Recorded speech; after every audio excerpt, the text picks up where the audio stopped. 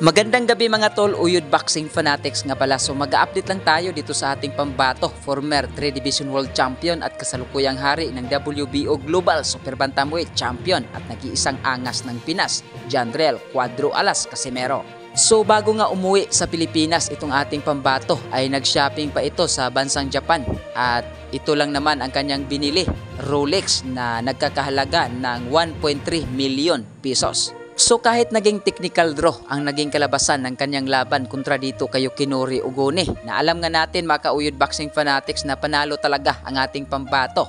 Dahil makikita naman natin sa laban at dito nga sa video na dinumina ng ating pambato ang laban na ito at talagang nasaktan itong si Yukinoru Ugone. Kaya nga masasabi natin na swerte itong si Yukinoru Ugone na nakaligtas pa sa kamao ng ating pambato. Dahil kung ating iisipin ay nagkaroon ito ng pagkakataon na sumuko nga sa laban dahil nga nagkaroon ito ng headbutt. Kaya marami nga ang nagtataka ngayon mga ka-Uyod Boxing Fanatics na kung talagang malaki ang sugat o matatawag nga natin na major headbutt mga ka-Uyod Boxing Fanatics ay dapat sana ipinakita yon ng kamera or talagang tinignan at isinuri sana ng kanilang doktor. Pero wala pang isang minuto ay nagpasya na nga itong referee na ihinto ang laban dahil ayon raw sa doktor ay hindi na kaya ni Yukinoru Ugone na magpatuloy sa laban. Kaya sa mga nagsasabi dyan na swerte raw si Casimero dahil naging technical draw ang laban na hindi na umabot ng ilang rounds dahil kung magkataon ay talo daw itong ating pambato, ay nako po. Makikita naman natin sa laban mga ka-Uyod Boxing Fanatics na talagang nahihirapan itong si Yukinoru Ugone at ilang beses itong napatamaan na solidong suntok ng ating pambato.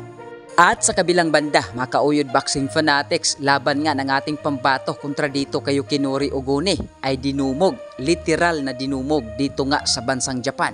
At makikita nga natin sa video mga ka-Uyod Boxing Fanatics na talagang puno ang venue sa mga tao. At dahil nga dito mga ka-Uyod Boxing Fanatics ay hindi nga natin ito maitago ang kasikatang dala ng ating pambato lalong-lalo na dito sa bansang Japan. Dahil marami nga ang tumatangkilik nito, hindi lamang mga ordinaryong tao, kundi hindi itong mga kilalang tao sa bansang Japan. Kaya ano ang masasabi nyo sa video na ito mga ka-Uyod Boxing Fanatics? Paki-comment sa baba ng ating mapupusuan at huwag kalimutan mag-like at mag-share at mag-subscribe na rin sa ating YouTube channel. Maraming salamat!